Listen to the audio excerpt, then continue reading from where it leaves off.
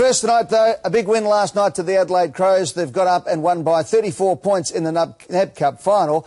Let's cross to Adelaide now. Brenton Sanderson, the victorious coach of the Adelaide Crows, is with us. Well, they say, mate, if you can't stand the heat, get out of the kitchen. We found you in your kitchen at home, Brenton. Welcome aboard, mate, and congratulations on a great win last night. Yeah, thanks, Eddie. It's good to get the win. You know, it's been a long, hard summer, I know, for all the clubs, and for us it's a nice reward to finish off what's been a really difficult, hard summer along the way, and now we can focus on the regular season starting in 2 weeks. We know that the NAB Cup is a pre-season competition, but for you personally, to have been able to get your pre-season so right and to win the NAB Cup must be just the perfect fillip for you. Yeah, well, I guess we started before, the top 8 sides, because we started late October. We've had a really high intensity right up until Christmas. We gave the boys about 10 days off, and I must admit the boys haven't missed a beat. You know, we've been really fortunate with the injuries to our squad. We've pretty much been injury-free throughout the summer. So I guess you're halfway there when you can put a fit squad out on the park, and we exposed 38 different players to NAB Cup games over the last 3 or 4 weeks, and of course last night was fantastic to get over West Coast and do it in front of our home fans was something pretty special. And just to add a bit of intrigue, of course, you had the Matt Rendell situation on Friday, so it's always nice when something like that blows up around a club to walk in, see the president, see the chief executive, and carry a bit of silverware in behind you.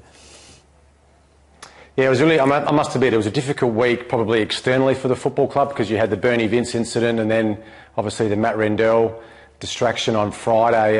So for the boys then to focus on the game, and you know, when the umpire bounced the ball to start the match, I thought our guys were just ferocious, and you know, they were really physical and aggressive, and yeah, it was nice, I guess, after what was been a tough week for the footy club, to get a trophy for the cabinet. It was good. Yeah, and Brenton, look, the last 2 weeks you fixed up my boys, the Magpies, but last night against the West Coast Eagles, the way you played, I mean, you could have really put them to the sword early had you kicked a little bit straighter, but you must have been delighted with the way they played, your boys.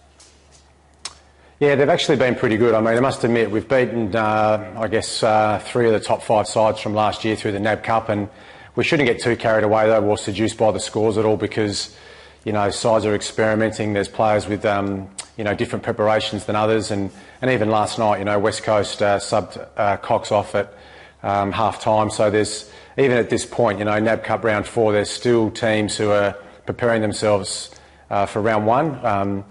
So for us, I mean, we still only can really focus on what we can do well, and we had some pretty good wins along the way, and you know, Collingwood last week was good, and then obviously West Coast in the final. So we've knocked off some top sides, which should give our players a little bit of confidence going forward. Yeah, it's great preparation. I noticed last night when the presentation came around, I know you're trying to keep it as low-key as possible, and you certainly did this. We've just got the pictures up as we speak, and you snuck around the back of the group, you let the players go up, and you're at the back there. You couldn't get any further away if you hid behind the NAB Cup sign there, mate. You're deliberately taking it nice and easy, were you?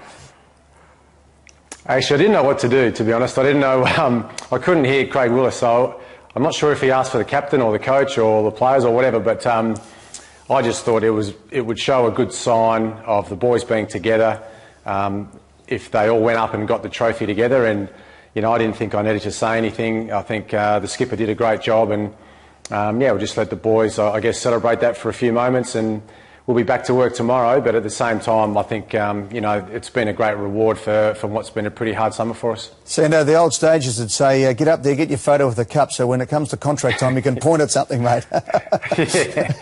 yeah, maybe next time, hopefully, fingers crossed. Hey, early on, you got to the club, and we spoke about this on Friday on Triple M's Hot Breakfast, that you were one of the strongest in one of the strength tests that you did with the players. And that must have been good to just point to a few of the boys and say, come on, boys, you really need to lift your intensity if you're going to go with the teams like the one I came from, Geelong. Yeah, I mean, there's a little bit of...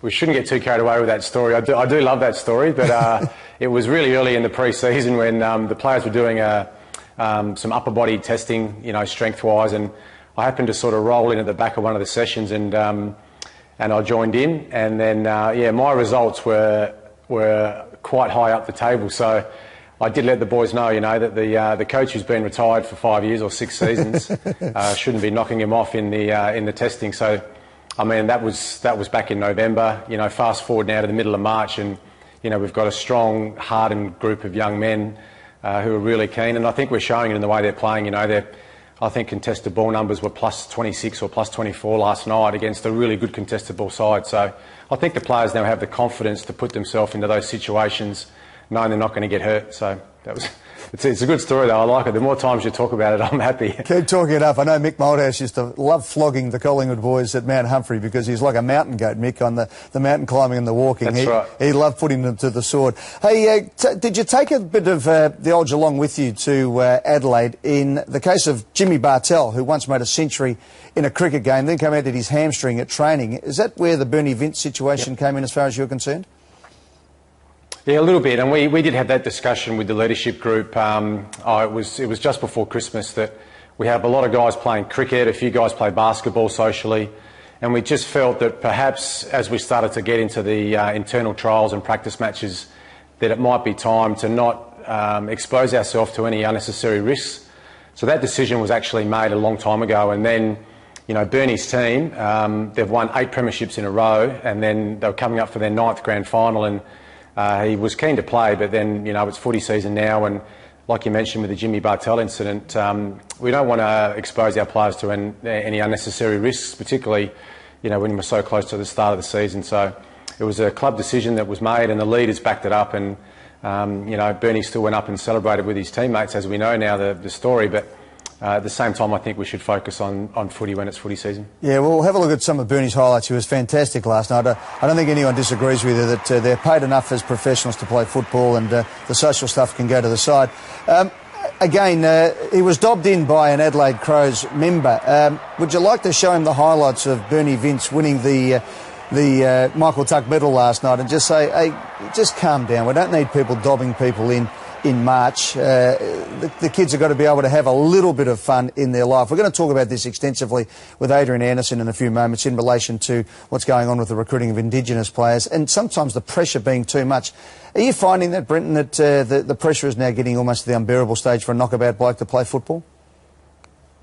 Yeah, it is a little bit. I mean, the distractions are everywhere. I know the players have a certain, I guess, responsibility to the community, and, you know, they're looked up to by so many particularly young kids, so you do have to keep yourself out of trouble, but at the same time, yeah, we have to understand that these players have to be, you know, human beings as well, and have a lifestyle, you know, outside of their football. But I know we sometimes, I mean, the Bernie case on last weekend was a bit of a storm in a teacup, and I did mention after the game that while it was a distraction externally, internally, the boys were really focused all week, and they didn't let it upset them. They didn't let it change the focus from the game. And, you know, we saw Bernie.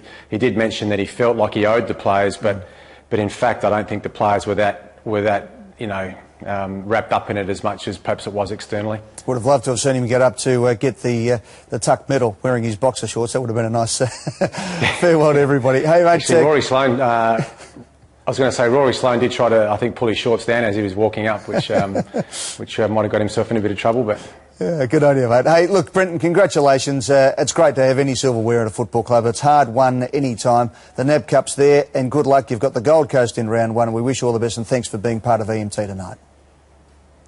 No, my pleasure. Thanks, Eddie. Brenton Sanderson joining us from Adelaide.